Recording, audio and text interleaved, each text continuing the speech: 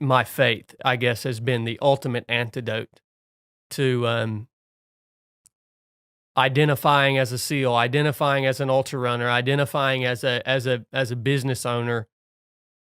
It's like above all that, I identify as a slave to Christ. I identify with my faith. And so since I've been able to do that, it's like all the other buckets of my life fall underneath that umbrella, because then it's like, well, what am I doing? Whatever I'm doing with my business needs to fit within the boundaries of like serving Christ and the mission that he's given me and the gifts that he's given me and the purpose that he's given me.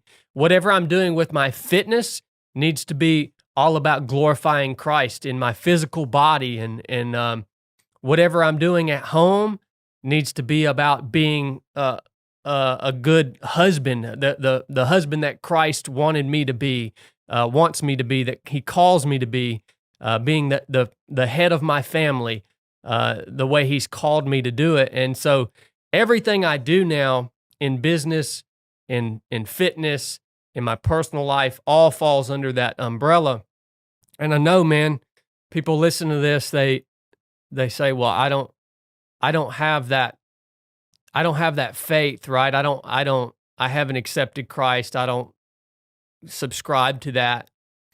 Well, I can only speak for myself. Like, that has been the antidote. I know that's a hard thing for some people to hear, but Christ for me has been the antidote to hopelessness, to identifying with unsustainable things. It's like, it's always sustainable for me to identify with my faith, because I believe in the promises that Christ has given me, that he will never leave me, that he will never forsake me, that I'm loved, that I've been forgiven, that I have purpose every single day, that he is coming back to establish his kingdom on this earth, and that I will live eternally with him. Like, it's just unbelievable for me to be able to live with the knowledge of those things. You know, there's so much freedom in that. There's so much liberty that I've found in my faith. And I know we talked about this in the last episode, so forgive me for not remembering. When is it that you really, started following Christ and reading the Bible and putting more effort into your faith? Was it while you were in the military, or was it post-military?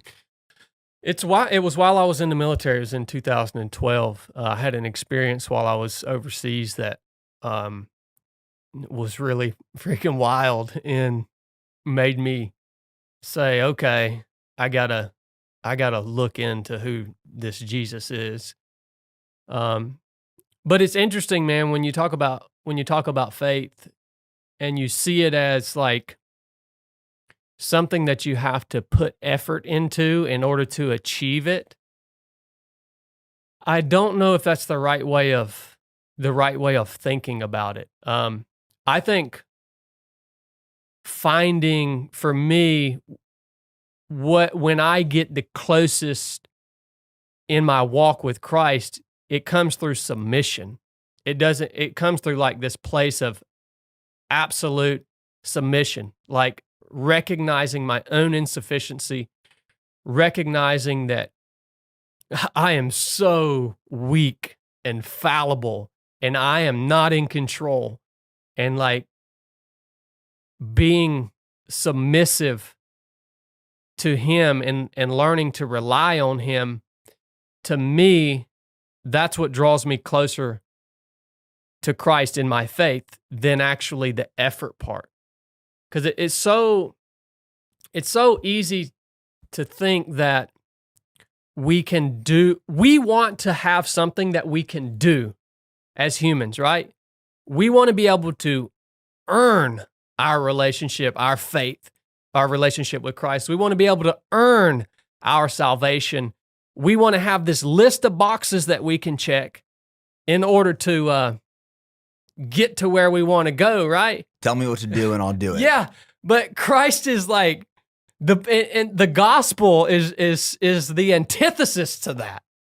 Like the gospel is all about telling you, you can't do it, man.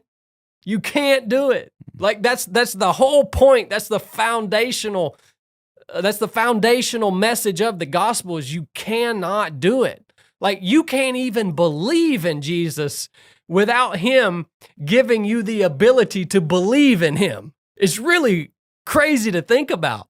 But so much of what the gospel and what the Bible says is the opposite of how we want to live as humans, because we want control, right?